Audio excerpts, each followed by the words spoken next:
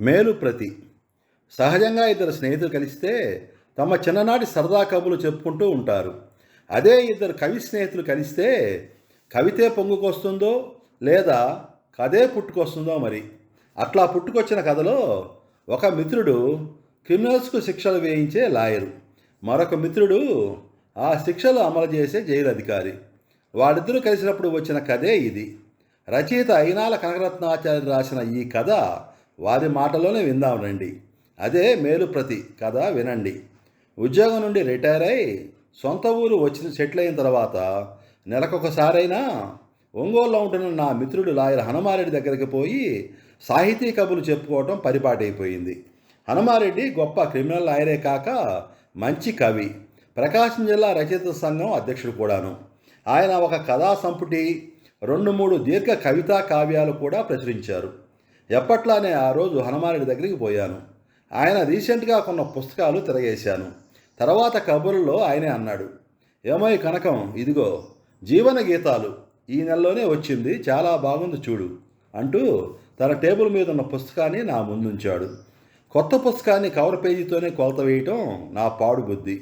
ఆ తర్వాత ప్రచురణ, రేటు, కాపీల సంఖ్య, ప్రాప్తి స్థానం మొదలైనవి చూస్తాను. ఆ తర్వాత ముందు మాటలు, ఒక్క మాటలు, జేజేలు, బాకాలు, కాకాలు ఎవరు రాశారో చూస్తాను. అవి రాసిన వారిని బట్టి ఆ పుస్తకాన్ని కొంతలో కొంత అంచనా వేస్తాను. అలాగే ఆ పుస్తకాన్ని చూశాను. వెల 100 రూపాయలు. కాబట్టి ఆ రోజుకి అది కొనటం కష్టమే. ఎందుకంటే నా పుస్తకాల కొనుగోలు బడ్జెట్ నెలకి 300 రూపాయలు. ఈ ఒక్కదానికే అంత ఖర్చు చేస్తే మిగతావేమీ కొనలేను, ఏవో కొన్ని మ్యాగజైన్లు తప్ప. సరేలే చూద్దాం అనుకుంటూ ఆ పుస్తకం పైపైన చూస్తుండగా ఎవరో క్లయింట్స్ కాబోలు హనుమారెడ్డి కోసం వచ్చారు. సరే రెడ్డి గారు, బజార్లో ఓ గంట పనుంది, ఆ టైంలో ఖాళీ దొరికితే వీలైనంత వరకు ఈ పుస్తకాన్ని చూస్తాను అంటూ ఆ పుస్తకంతో లేచాను. ఏమో కనకం, జాగ్రత్త, నేను పుస్తకాలు బయటకి ఇవ్వనని తెలుసుగా అన్నాడు హనుమారెడ్డి. తెలుసు స్వామి, ఇక్కడే కూర్చొని సాయం దాకా చదువుకున్నా కాఫీలు, టిఫిన్లు, టయానికి భోజనాలు ఏర్పాటు చేస్తావు కానీ పుస్తకాలు మాత్రం బయటకు పట్టుకుపోనియ్యవు. తెలిసిందే కదా, టైం వేస్ట్ కాకుండా ఉండేందుకు తీసుకుపోతున్నా. తర్వాత బాగున్నట్లు తోస్తే కొనుక్కుంటాను అంటూ బయటపడ్డాను.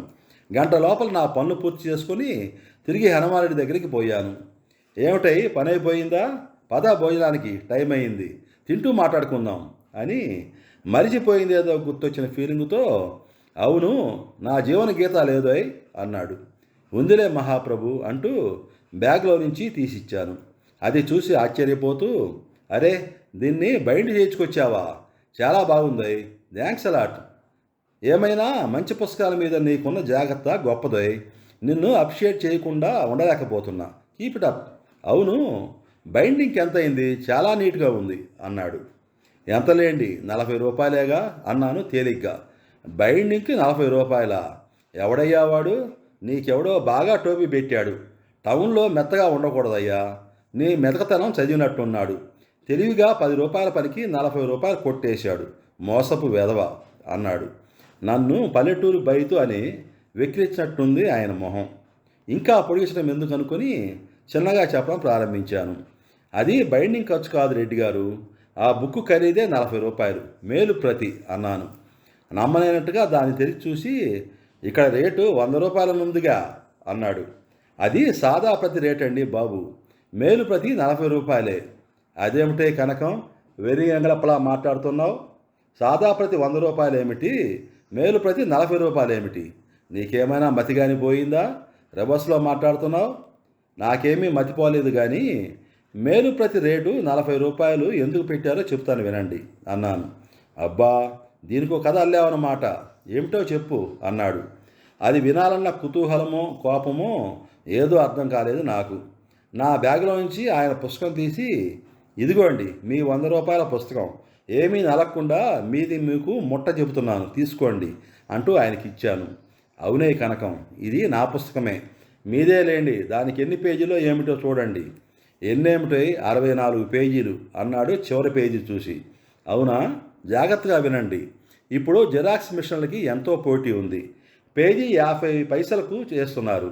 ఆ విధంగా లెక్కిస్తే 64 పేజీలు 32 రూపాయలు. కలర్లో కవర్ పేజీలు 2 రూ. 3, బైండింగ్ ఛార్జీలు రూ. 5, వెరసి మొత్తం రూ. 40. అది ఆ మేలు ప్రతి ధర. టౌన్ వాళ్ళకే పల్లెటూరు వాళ్ళకి తెలివిలో రూ. 60 తేడా అంతే అన్నాను. హనుమారెడ్డి అవాక్కైపోయి అలాగే చూస్తుండిపోయాడు. కొద్దిసేపటికి తేరుకొని, ఇక మీదట జాగ్రత్త పడతాను, పేజీలు ధర చూసుకొని పుస్తకాలు కొంటాను, ఎంతైనా నా క్రిమినల్ లా బుర్ర పనిచేయలేదై. ఐడియాలు అమ్మబడిననే నీ కథా సంకలనం సెకండ్ ఎడిషన్ తేవాలనుకుంటున్నావుగా, అందులో బోనస్గా ఈ కథను కూడా చేర్చు అంటూ భుజం తట్టాడు. మిత్రులారా, మా బావగారు కీర్తిశేషులు అయినాల కనరత్నాచారి గారు రచించిన చతుర మాసపత్రిక 2008 జూలైలో ప్రచురించబడిన ఈ కథను మీకు వినిపించాను. నేను చెప్పిన ఈ కథ మీకు నచ్చినట్లయితే వెంటనే సబ్స్క్రైబ్ చేసుకోవాల్సిందిగా కోరుతున్నాను. మీ విలువైన కామెంట్ను మాకు తెలియజేయండి. యూట్యూబ్లో డిఎస్ రావు రీల్స్ అని టైప్ చేసి వచ్చిన కథలన్నింటినీ కుటుంబ సభ్యులతో కలిసి చూస్తారని ఆశిస్తాను. మీ దాల శ్రీనివాసరావు, ఒంగోలు ఆర్టీసీ కంట్రోలర్.